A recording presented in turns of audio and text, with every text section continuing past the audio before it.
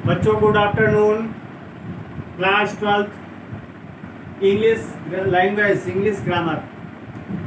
मैंने आप सभी को नरेशन पढ़ाना शुरू किया था। नरेशन में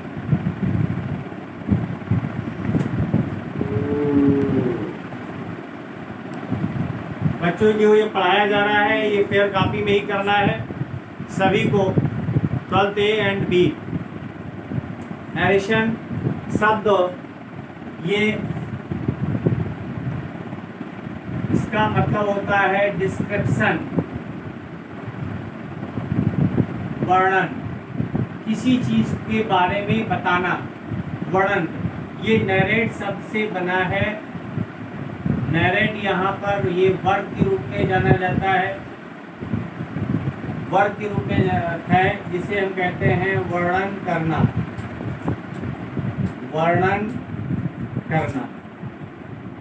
नरेट के दो भाग, इसमें सबसे पहला भाग है डायरेक्ट और दूसरा पार्ट इसका इनडायरेक्ट।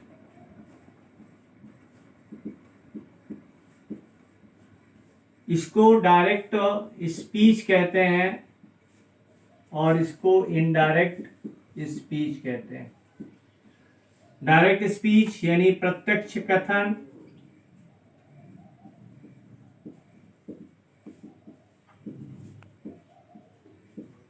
और इसको अप्रत्यक्ष कथन कहते हैं।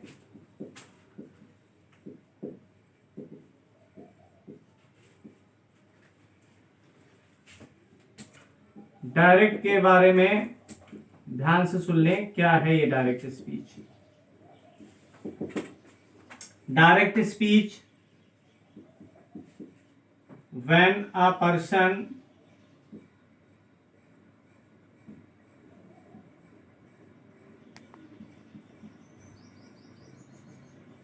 say to anyone in direct or indirect way।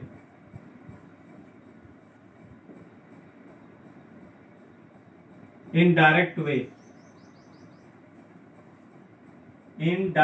way is called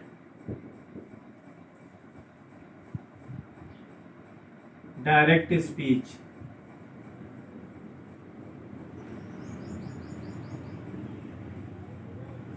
जब कोई व्यक्ति किसी से सीधे सीधे शब्दों में कोई बात कहता है उसे डायरेक्ट स्पीच कहते हैं।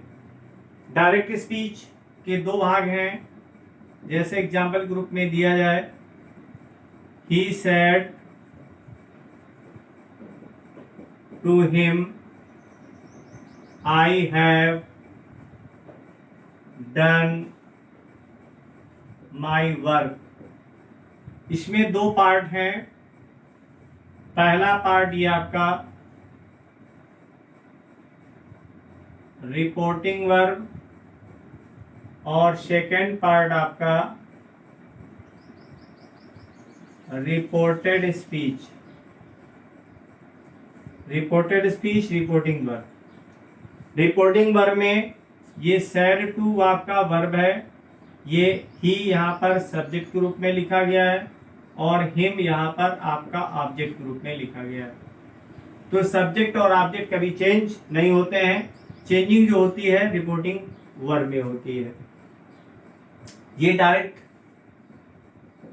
स्पीच है। इसमें उसने उससे कहा मैंने अपना काम कर लिया है, यानी प्रत्यक्ष रूप से कह रहा है, इस बात स्वीकार कर रहा है।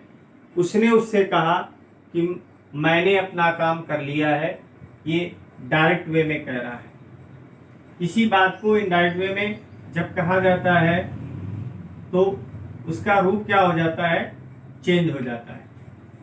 बात कहने का तरीका चेंज हो जाता है। वो इनडायरेक्ट क्या है इसके बारे में थोड़ा सा हम पहले समझ लेते हैं कि इनडायरेक्ट क्या होता है। इनडायरेक्ट के बारे में मैं थोड़ा सा लिख रहा हूँ, इसकी डिप्रेशन मान लें या इसके बारे में कुछ कहा गया है। Indirect speech,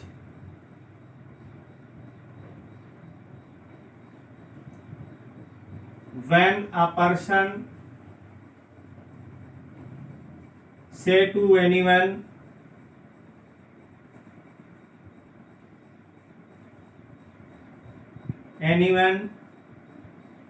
anything in direct way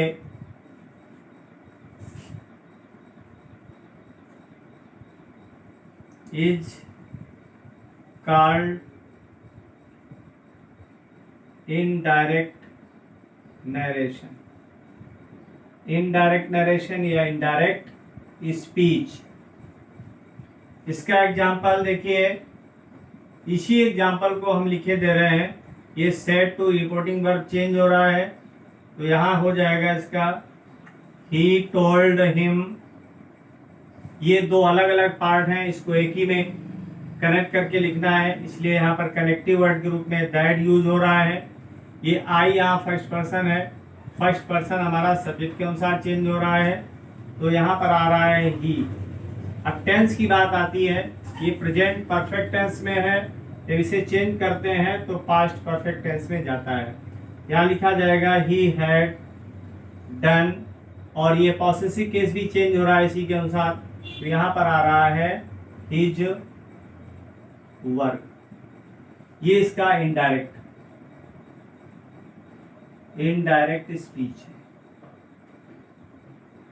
indirect speech, इसकी हिंदी ट्रांसलेट में हम इसको समझते हैं, तो इसका हिंदी ट्रांसलेट ये होता है he told him that he had done his work. उसने उसे बताया कि वह अपना काम कर चुका था। यानी बात वो उसने घुमा दी, यहाँ पर बात प्रत्यक्ष रूप से न कहकर अप्रत्यक्ष रूप से कह रहा है, उसने उसे बताया कि उसने अपना काम कर लिया था या वह अपना काम कर चुका था। इसमें क्या है, उसने उससे कहा कि मैंने अपना काम कर लिया है। मैंने को यहाँ पर ही, अर्थात ये बात यहाँ घुमा फिरा दी गई, प्रत्यक्ष रूप से नहीं कही गई, हूबहू नहीं कही गई, उसमें चेंजमेंट किया गया, इसलिए इसको इनडायरेक्ट कहा गया। अब प्रश्न ये है कि इनडायरेक्ट बनाने के रूल क्या हैं, कैसे चेंज करते हैं। ये जो अभी चेंज आप देख रहे हैं, ये सेड टू चेंज हुआ टोल्ड में, यहाँ पर दो अलग अलग पार्ट थे, कनेक्टिव वर्ड यहाँ जोड़ा गया, दैट आया, आई यहाँ लिखा था, यहाँ ही कैसे हो गया, ये हैव हैड में कैसे चेंज हो गया, माई हिज में कैसे चेंज हो गया। इसके लिए रूल्स आपको पढ़ने समझने हैं, उसको मैं सबसे पहले समझाने का प्रयास कर रहा हूं। आप लोग स्पष्ट रूप से समझिए और इसको अपने फेयर कॉपी में कंप्लीट करिए।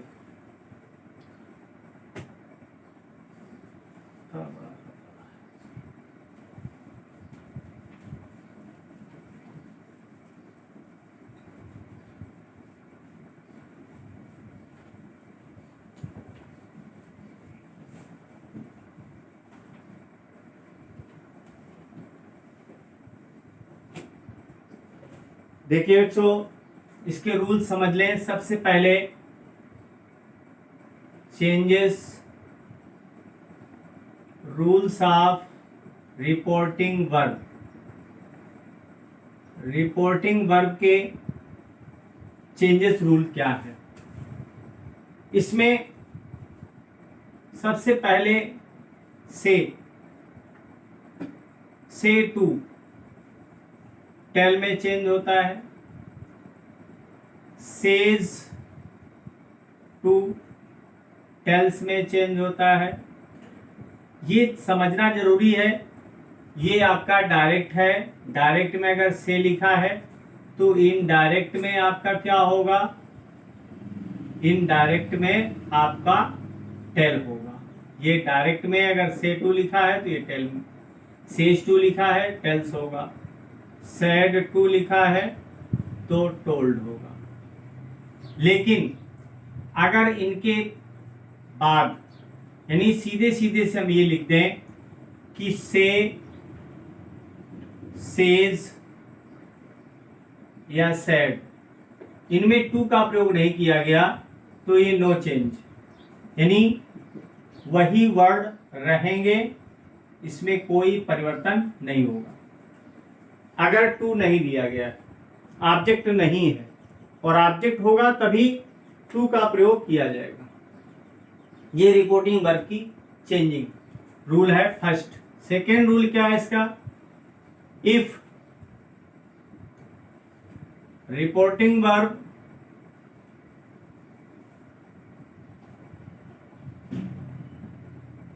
is given in present or future tense,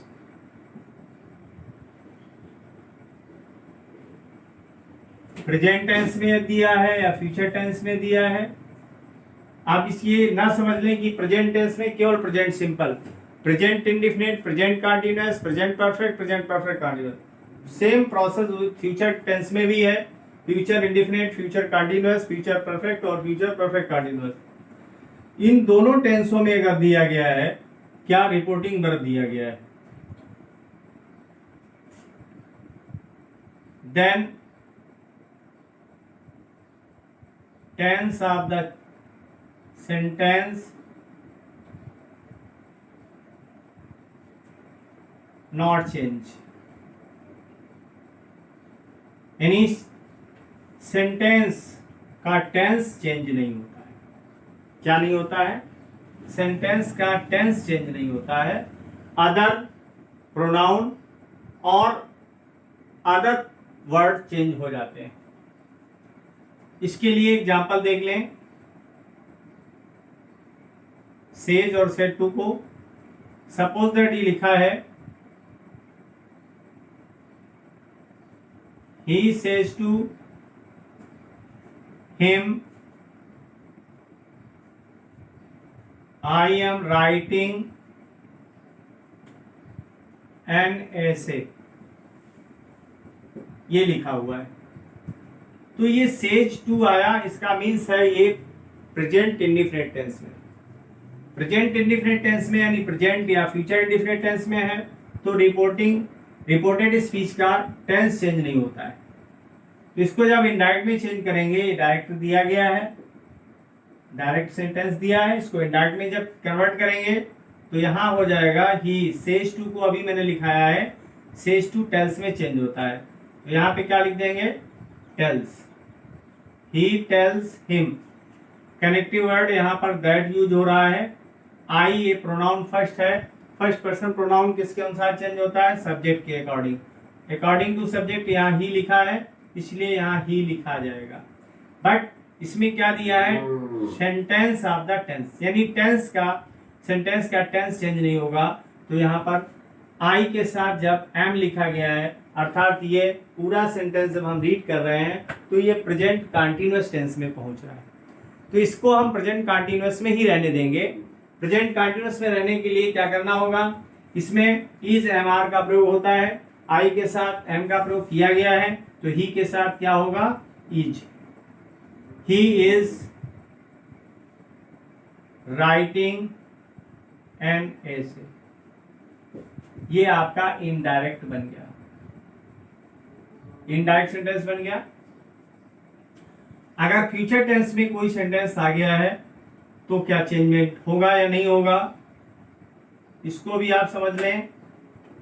Ram will say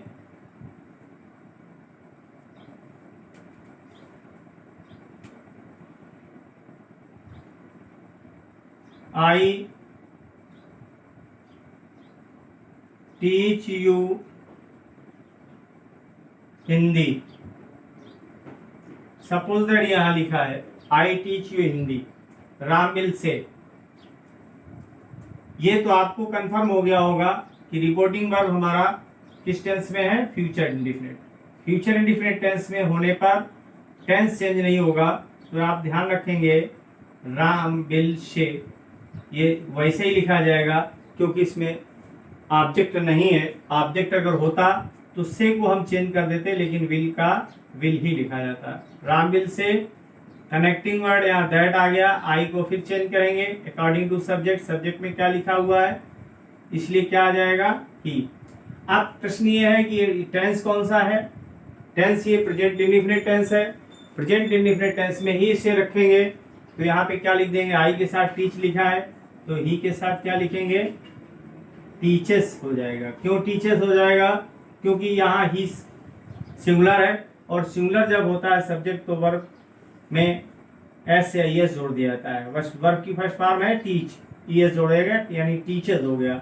you यहाँ पर ऑब्जेक्ट दिया गया है, यू यहाँ पर ऑब्जेक्ट होता है, second person according to object change होता है, ऑब्जेक्ट यहाँ दिया नहीं है। आप यहाँ पर मान सकते हैं, अगर आप ऑब्जेक्ट यहाँ हिम मान रहे हैं तो यहाँ हिम लिखा जाएगा, मी मान रहे हैं तो मी लिखा जाएगा, क्योंकि ऑब्जेक्टिव केस में ही इसे लिखना है। ऑब्जेक्टिव केस में लिखेंगे, आपने क्या माना, सपोज दैट आपने मी माना है तो यहाँ पर मी हो गया। सपोज दैट आपने मी नहीं माना, हिम माना है तो यहाँ हिम हो गया, हिंदी। ये आपका इनडायरेक्ट बन गया।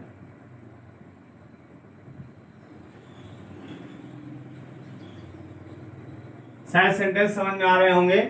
इस तरह की चेंजिंग होती है, ये बेसिक चेंजिंग है, और इसमें ध्यान देना है, अगर इसमें कोई ऑब्जेक्ट नहीं दिया होता है, फ्यूचर में नहीं दिया था, तो सेम कंडीशन आ गई। यहाँ पर राम विल से लिखा है, से के बाद टू का प्रयोग नहीं अर्थात ऑब्जेक्ट नहीं है, तो से को चेंज नहीं किया गया है। नेक्स्ट एग्जांपल देने की जरूरत है या इतना ही इनफ है? एक सेंटेंस और देख लें।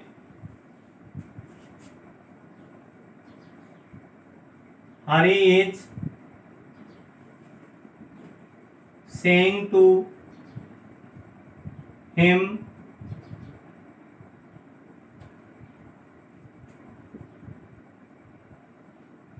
you have not heard this news, ये लिखा हुआ है। तो यहां प्रश्न है सेइंग लिखा हुआ है, तो सेइंग को हम किस में चेंज करेंगे? यहाँ पर ये इतना ही लिमिट नहीं है, सेइंग लिखा है तो टेलिंग हो जाएगा। ये तो जनरल सी बात है, अगर नहीं लिखा है तो यहाँ लिख लीजिए सेइंग टू है तो ये टेलिंग में चेंज हो रहा है, टेलिंग में लिख देंगे। यहाँ पर Hari is telling him that, you second person according to object, object में क्या लिखा हुआ है, हिम, इसलिए क्या लिखा जाएगा, ही। अब ये प्रेजेंट कंटीन्यूअस टेंस में है, इसलिए इसका टेंस चेंज नहीं होना है। ये रिपोर्टेड स्पीच का टेंस चेंज नहीं होगा। यू के साथ हैव का प्रयोग था, तो ही के साथ किसका प्रयोग होगा, has. He has not heard, this को चेंज कर देंगे दैट में, दैट न्यूज। ये आपका इनडायरेक्ट बन गया। ये डायरेक्ट था और ये इनडायरेक्ट, समझ में आ गया होगा। आप देखिए रिपोर्टिंग वर्ब में अभी और कुछ पढ़ाना है, उसको ध्यान से देखना है आपको। अभी एग्जाम्पल इतने ही नहीं हो पाए हैं, और भी हैं। तो अब एक एग्जाम्पल और देख लें, इनफ हो जाएगा। इसी के आधार पर आपको 15 सेंटेंसेस में मिनिमम, मैक्सिमम जितना आप कर सकें करने का प्रयास करेंगे। देखिए नेक्स्ट एग्जाम्पल में लिख रहा हूं, यू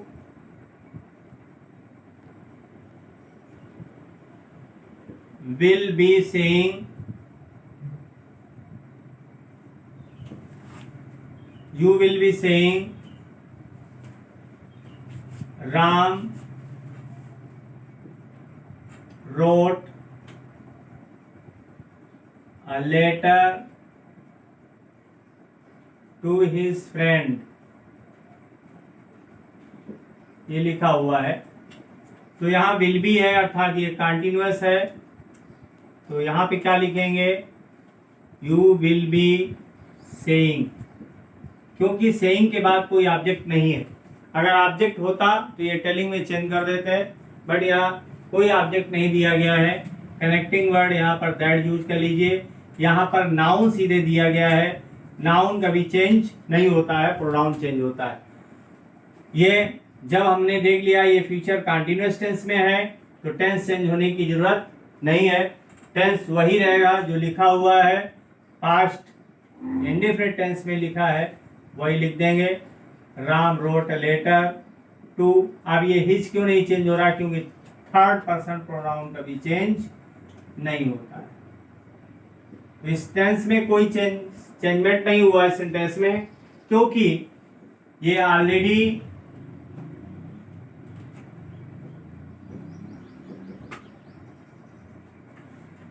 अनचेंजेबल है, इसमें चेंज करने की जरूरत नहीं। नेक्स्ट एग्जाम्पल, लास्ट एग्जाम्पल है।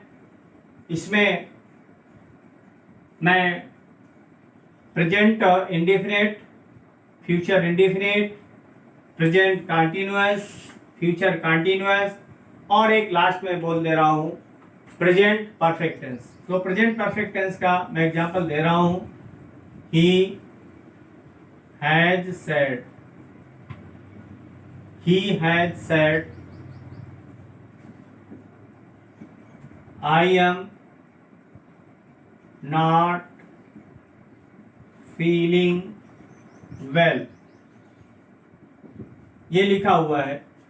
तो इसमें ही है सैड लिखा है, तो इसको इसी रूप में लिखेंगे, इसमें कोई चेंजमेंट नहीं होगा, क्योंकि यहाँ ऑब्जेक्ट नहीं दिया गया है।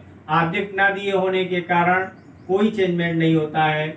आई को हम फिर चेंज कर रहे हैं अकॉर्डिंग टू सब्जेक्ट, सब्जेक्ट में ही लिखा है। सपोज दैट यहाँ पर कोई अदर वर्ड लिखा होता, जरूरी नहीं है कि सी लिखा हो, यहाँ पर सी लिखा होता या यहाँ पर यू लिखा होता, तो हम क्या लिखते हैं?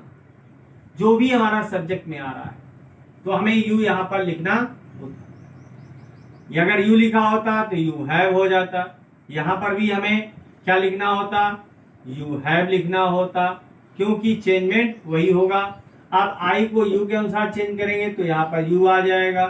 आप क्या लिखा हुआ है? आई के साथ एम है, तो यू के साथ कौन सा यहाँ पर हेल्पिंग वर्ब प्रयोग करेंगे? क्योंकि ये प्रेजेंट कंटीन्यूअस में है। कंटीन्यूअस में हम जानते हैं इज एम आर का प्रयोग करते हैं, सिंगुलर के साथ इसका प्रयोग और प्लूरल के साथ आर का प्रयोग। तो यू आर, यहाँ पर आर प्लूरल है इसलिए you are not feeling well, ये सेंटेंस बन गया आपका इनडायरेक्ट। समझ गए बच्चों?